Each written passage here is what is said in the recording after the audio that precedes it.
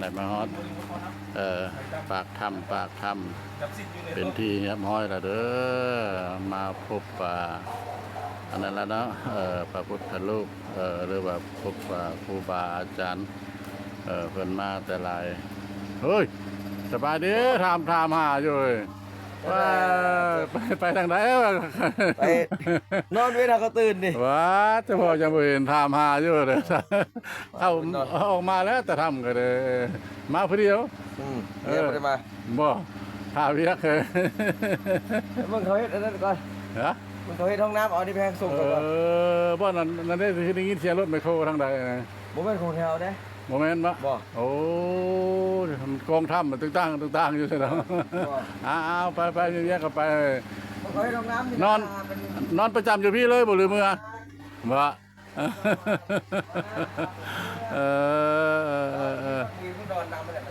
บ่แม่นล่ะ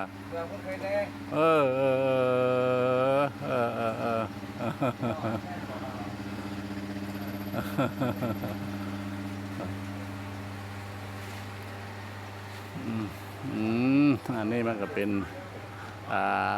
เป็นบึงเด้อบึงหนองเท่าพอเนาะบึงหนองเท่าแล้วก็เป็นเป็นแม่น้ำเนาะแม่น้ำธรรมชาติกว้างดีกว้างดี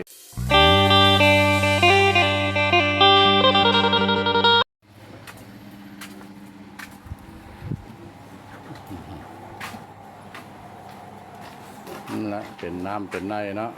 เครื่องดื่มสู่กำลังเนาะคนเฒ่าคนแก่เข้าถ้ำลงเหวมาอิดเมื่อยแล้วก็มาดื่มเลือกเอาตามใจมีครบเนาะนี่แหละมีกระต้มขนมมีกระเพาะคาเฟ่เป็นคอยไว้บริการเนาะนักท่องเที่ยวมาภายในหรือต่างประเทศเนาะกันแล้วกับบุคาดสายเนาะแต่ละมือแต่ละวันสบายดีใกล้จะเดือน5แล้วยันขายน้ำประทานเนาะเครื่องเจ้าเนาะอันนี้ยังบริเนาะยังลายแล้วเปิดมาแต่เด็กแต่ไก่ผู้ป่าผู้กาบักละลายนะ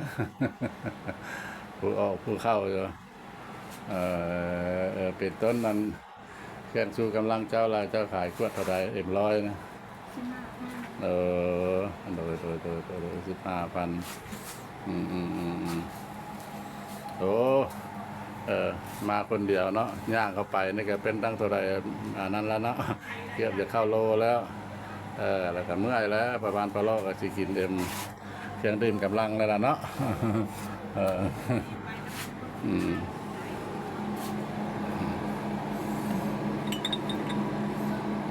นี่ละ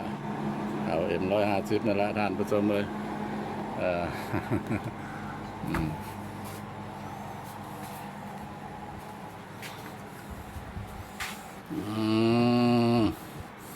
เครื่องดื่มกำลังแม่ค้าเพิ่นก็เลยใจดีจะได้แล้วนั่งยิ้มเป้ยอยู่คอยให้บริการเนาะนักท่องเที่ยวมาแล้วก็ได้ซอยได้สู้เพิ่นไปแล้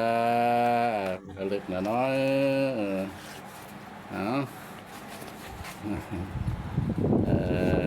M100การผสมเลยเมื่อยแข้งเมื่อยขาหลายครับใจละลายเด้ไม่ตลอดกินเหล้าซ้ำเนาะคือได้ไหมครับเป็นไหนมีได้หมดกินเหล้าได้ว่าเอาไปเอาเลี่ยมน้อยเนาะแม่นละเชียงเมียงว่าคันซักกระเบือมาซักกระเบือล่างแค้นได้ผู้ค้าอะไรนะคักซักกระเบือฟ้าหรือบ่ดิจะโดยไม่ค้านี่เป็นขายเครื่องหัตถกรรมเนาะสีไม้ลายมือของคนลาวเฮาเฮ็ดด้วยหัวคิดประดิษฐ์สร้างเฮ็ดด้วยภูมิปัญญาคอยฮับต้อนเนาะฮับต้อนแค่ตั้งดาวข้าวตั้งไก่มาแต่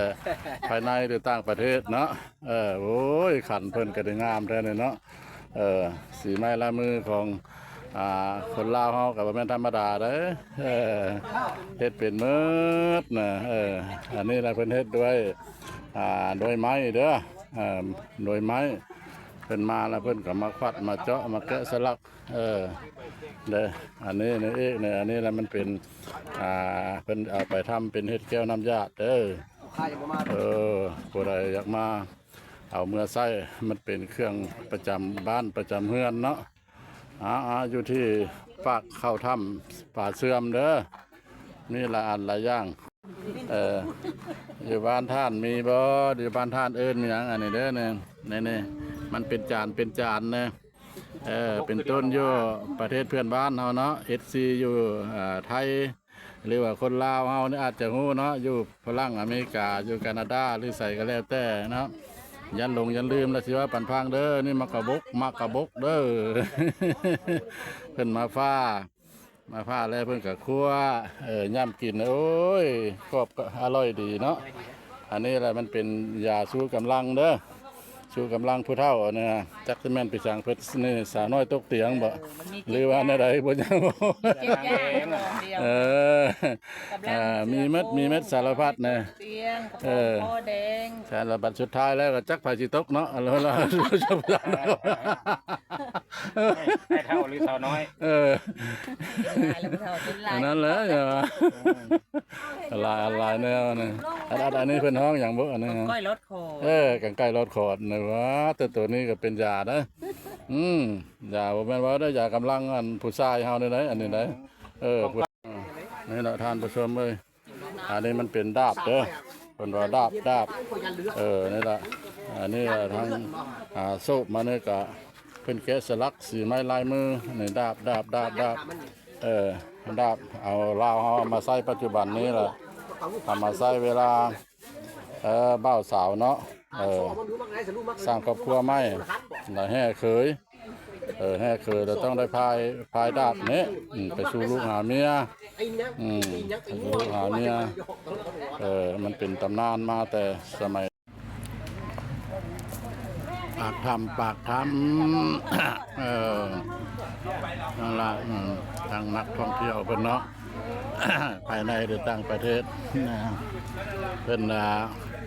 ได้ลงมาแต่สัมผัสเนาะหยุดทำป่าเสื่อมแล้วเพิ่นก็ลงมาเลาะซื้อเครื่องซื้อของเนาะเป็นเครื่องหัตถกรรมอยู่ที่ปากคำผ้าเด้อแต่ผู้กำลังลังมาก็มี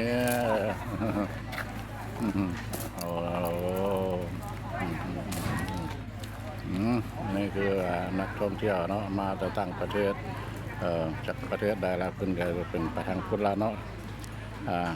ทางเอเชียพละเนาะอันนี้เราเป็นประลายก็เป็นประเทศเพื่อนบ้านเขาเนาะถือว่าประเทศเพื่อนบ้านออกมาจะทำป่าเสื่อมเลยขนาดสิกลับแล้วบ่โดยนั่นน่ะ นี่บ่ บ่อยู่คำม่วน โอ้คำม่วน ขี่มอเตอร์ไซค์มาโดยมอเตอร์ไซค์โดย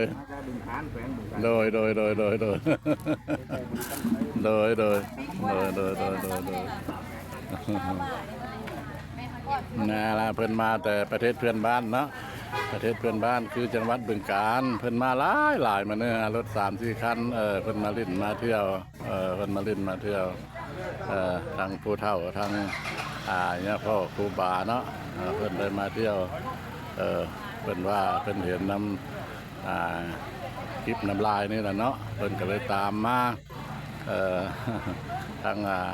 ประวันปะเลาะหรือคนอื่นๆนี้เนาะก็เป็นเพิ่นสิได้เมื่อเพิ่นละเพิ่นครับเพิ่นก็สิเมื่อบึงกาฬเนาะบึงกาฬในเพิ่นสิฟาร์มทางใดสะพานข้ามแม่น้ำคลองนี่เพิ่นแล้วว่าอยู่บึงกาฬเฮาเนาะคันว่าบ่แล้วก็สิได้ความอันนี้ละนครพนมเฮานี่เนาะเพราะว่าบึงกาฬเนี่ยมันสิซื้อช่วงเดือกับบริคำไสเนาะอยู่พุ่นจังหวัดบึงกาฬไกลๆเติบแล้วเพิ่นก็ได้เดินทางมาหลายตาเนาะหลวงหลายคนเป็นได้ยินเห็นแต่น้ำเพชรน้ำลายเพื่อก็ตามมาบรรดามือซูเปอร์อยู่ลาวเนื้อก็เป็นกัวก้ายเนาะมาเที่ยวมาชมท่ายทำมาแล้วก็ลงคลิปไปให้นักท่องเที่ยว ภายในหรือต่างประเทศหูเห็นเนาะผู้ใดบ่ทันได้มาผู้ใดบ่ได้มาก็ให้พากันมาเด้อนะสบายดีบรรดาพี่ๆน้องๆเนาะFC ภายในหรือต่างประเทศแต่ว่าการถ่ายทำได้มาลิ้นมาเที่ยวก็เก็บภาพบรรยากาศโยประตูทางเข้าถ้ำป่าเสื่อมเนาะหรือว่าอยู่ทางตลาดนี่ละตลาดน้อยคอยบริการทางเม็ดทางมวลก็สิประมาณซ้ำนั้นแหละเนาะ จากนี้ไปก็ขออนุญาตดำFC เนาะทางหลายก็จบคลิปนี้โดยเพียงซ้ำนี้ก็ก่อนที่จากกันไปก็ขอกดไลค์กดแชร์กดกระดิ่งติดตามให้พ่อบ้านตลอดเป็นกำลังใจนะเด้อสบายดีสวัสดี